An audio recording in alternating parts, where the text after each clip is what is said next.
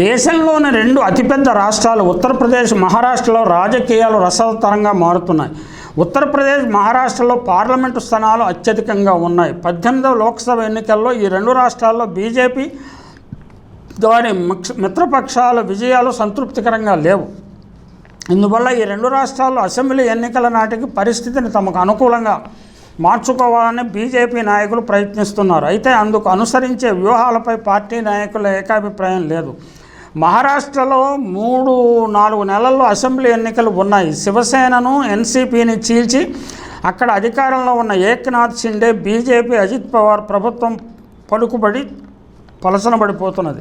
గతంలో అజిత్ పవార్ వర్గంలో చేరిన అనేక మంది ఎన్సీపీ నాయకులు తిరిగి శరద్ పవార్ వర్గంలోకి వెళ్ళిపోతున్నారు. లోక్సభ ఎన్నికల్లో అజిత్ పవార్ వర్గానికి ప్రజలు తిరస్కరించారు. ఆ పార్టీకి కేవలం ఒక్క లోక్సభ స్థానం మాత్రమే లభించింది. అందువల్ల శరద్ పవార్ వైపు ఎన్సీపీ నాయకులు మరలిపోతున్నారు. దీనితో మహారాష్ట్ర వికాస్ ఆఘాడి రానున్న అసెంబ్లీ ఎన్నికల్లో ఘన విజయం సాధించవచ్చునని పరిశీలకులు భావిస్తున్నారు. ఆర్థిక రాజధాని ముంబై, మహారాష్ట్రలపై తమ పట్టు సడలిపోతే 2029 లోక్సభ ఎన్నికల్లో విజయం సాధించడం కష్టమని కమలనాభులు దిగులు చెందుతున్నారు. ఈ పరిస్థితిని చక్కదిద్ది మహారాష్ట్రపై పట్టు బిగించాలంటే ఒక సంచలనమైన నిర్ణయాలు చేయాల్సి ఉంటుందని కూడా వారు అంటున్నారు.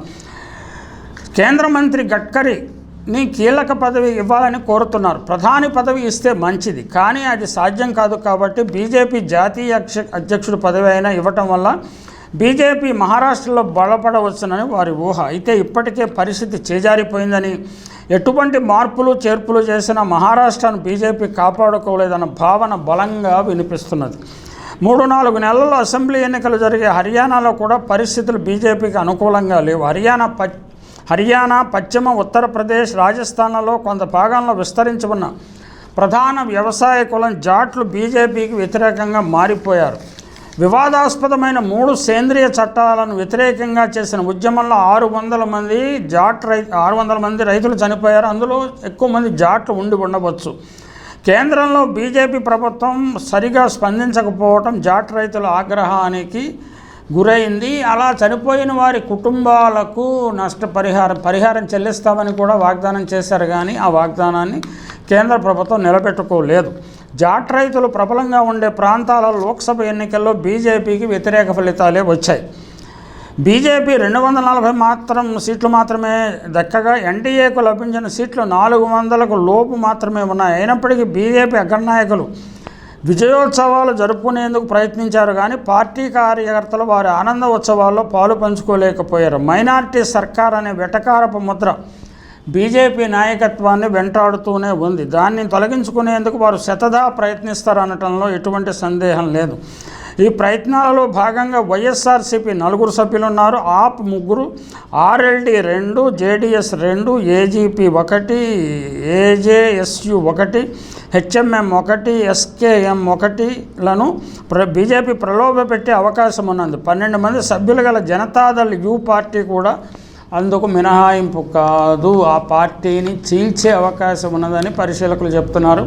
అలాగే టీడీపీ పార్టీని కూడా చీలుస్తారా అంటే చెప్పలేం. ఎందుకంటే అయితే టీడీపీ రాష్ట్రంలో బలంగా ఉన్నందున చంద్రబాబుకు వ్యతిరేకంగా ఇటువంటి నిర్ణయం తీసుకోవడానికి ఎంపీలు సుముఖంగా ఉండకపోవచ్చు.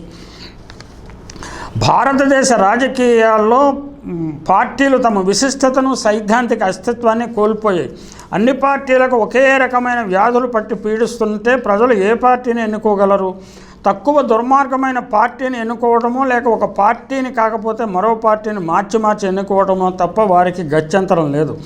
1967 ఎన్నికల్లో రాష్ట్ర శాసనసభలకు 3550 మంది సభ్యులు ఎన్నిక కాగా వీరిలో 550 మంది తామున్న పార్టీల నుంచి ఫిరాయించారు. డిఫెక్షన్. కొందరు అనేక మార్లు ఫిరాయించారు కూడా. ఆ కాలంలో కాంగ్రెస్ పార్టీ అనేక రాష్ట్రాల్లో ఫిరాయింపుల వల్ల ఇబ్బంది పడిన మాట నిజమే, కానీ తిరిగి అదే మార్గం ద్వారా తేరుకున్నది కూడా. ఆ కాలంలోనే ఫిరాయింపులను నియంత్రించడానికి ఏమి చేయాలన్న ఆలోచన కూడా మొదలయ్యాయి. మొత్తం మీద ఫిరాయింపుల ద్వారా అత్యధిక లబ్ధి పొందే సంస్థ కాంగ్రెస్ పార్టీ అని చెప్పాల్సి ఉంటుంది. అదే మార్గంలో బీజేపీ కూడా అనుసరిస్తున్నదని కూడా వేరుగా చెప్పనవసరం లేదు.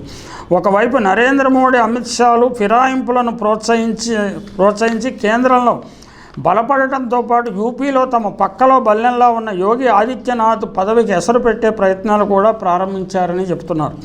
మహారాష్ట్ర, హర్యానా, జార్ఖండ్ అసెంబ్లీ ఎన్నికల్లో బీజేపీ ఓటమి పాలైతే నరేంద్ర మోడీ పదవికి పోటీ ఎక్కువైపోతుంది. పోటీలో ప్రధానంగా ఉండేవారు నితిన్ గడ్కరీ, యోగి ఆదిత్యనాథ్. రేసులో రాజ్నాథ్ సింగ్ కూడా ఉండవచ్చు, రక్షణ మంత్రి. ఇవన్నీ ఊహాగానాలు మాత్రమే.